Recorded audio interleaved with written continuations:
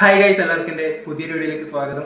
ഇന്നായിരുന്നു നമ്മുടെ +2 ബയോളജീൻ്റെ എക്സാം. ബയോളജീൻ്റെ CS എക്സാം ഇന്നായിരുന്നു. അപ്പോൾ CS സ്റ്റുഡൻസ് എങ്ങനെ ഉണ്ടായിരുന്നു, കമ്പ്യൂട്ടർ സയൻസിൻ്റെ അഭിപ്രായം എന്ന് കമൻറ്റ് ബോക്സിൽ അറിയിക്കുക. ഈസി ആയിരുന്നു, ടഫ് ആയിരുന്നു.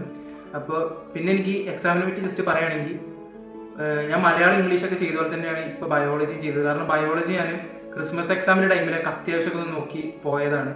എനിക്കിനി പെൻഡിങ് ഉള്ളത് മോളിക്യുലാറിലൊരു പകുതി പോർഷൻസ് ഉണ്ട്.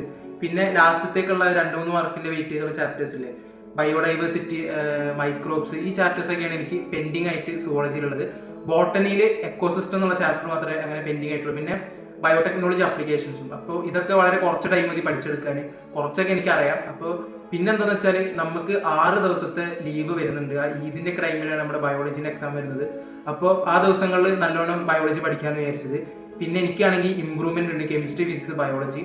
അപ്പോൾ ഇതിൽ എനിക്ക് ബയോളജി ഒക്കെ ഒരുപാട് തീർക്കാറുണ്ട്. ഞാൻ ബയോളജി ഇമ്പ്രൂവ്മെന്റ് ആണ് ഇന്നലെയൊക്കെ നല്ലോണം പഠിച്ചത്. അപ്പോൾ ഇന്നലെ ഞാൻ 4 ചാപ്റ്റേഴ്സ് ബയോളജി ഇമ്പ്രൂവ്മെന്റ് നോക്കിയത്. അപ്പോൾ ഇത് വലുതായിട്ടൊന്നും അങ്ങനെ നോക്കാൻ പറ്റിയിട്ടില്ല.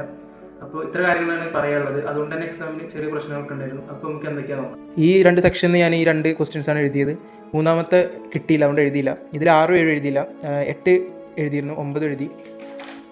പിന്നെ ഈ 12 ഓർഗാനിക്സ് ആൻഡ് പോപ്പുലേഷൻ നല്ലോണം നോക്കിയ ചാപ്റ്ററാണ്, അതുകൊണ്ട് അത് എഴുതിയിട്ടുണ്ട്.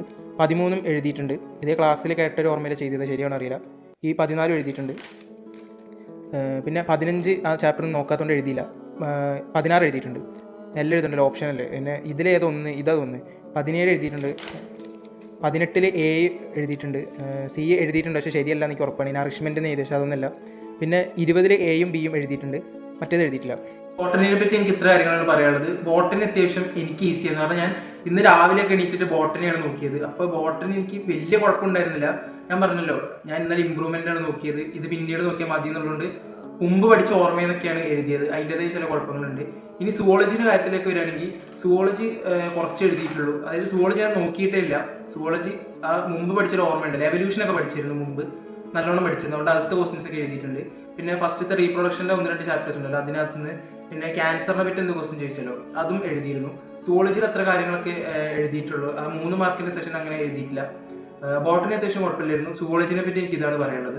അപ്പോൾ ടോട്ടലി നോക്കുകയാണെങ്കിൽ, ഒന്നാമത് നമ്മൾ ടൈം ടേബിളും കാര്യങ്ങളൊക്കെ മാറ്റി. അതുകൊണ്ട് ഇതിന് കൂടുതൽ കോൺസെൻട്രേഷൻ കൊടുക്കേണ്ട. ഇമ്പ്രൂവ്മെന്റിനും പിന്നെ നമുക്ക് ഫിസിക്സും കെമിസ്ട്രി ഒക്കെ വരുന്നുണ്ടല്ലോ, കുറച്ച് ദിവസങ്ങളിലുള്ളൂ.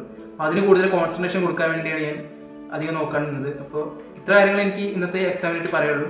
അപ്പോൾ CS എങ്ങനെയുണ്ട് എക്സാം എന്ന് വെച്ചാൽ കമൻറ്റ് ചെയ്യുക. പിന്നെ വേറൊരു കാര്യം പറയാനുണ്ട്, ഞാൻ 2 ദിവസം കഴിഞ്ഞിട്ട് ഒരു വീഡിയോ ചെയ്യാൻ പ്ലാൻ ചെയ്യുന്നുണ്ട്. അതായത് നിങ്ങൾക്ക് എന്തൊക്കെ ഡൗട്ട് കാര്യങ്ങളുണ്ടെങ്കിൽ നിങ്ങൾ കമൻറ്റ് ബോക്സിൽ അറിയിക്കുക. ഇമ്പ്രൂവ്മെന്റിന്റെ കാര്യങ്ങളും അങ്ങനെയൊക്കെ ആയിട്ട് ഞാൻ പറയുന്നുണ്ട്. നിങ്ങൾക്ക് എന്തെങ്കിലും ഡൗട്ട് കാര്യങ്ങളുണ്ടെങ്കിൽ കമൻറ്റ് ബോക്സിൽ അറിയിക്കുക. അതേ വീഡിയോ ചെയ്യുന്നതായിരിക്കും. അപ്പോൾ ശരി, ബൈ.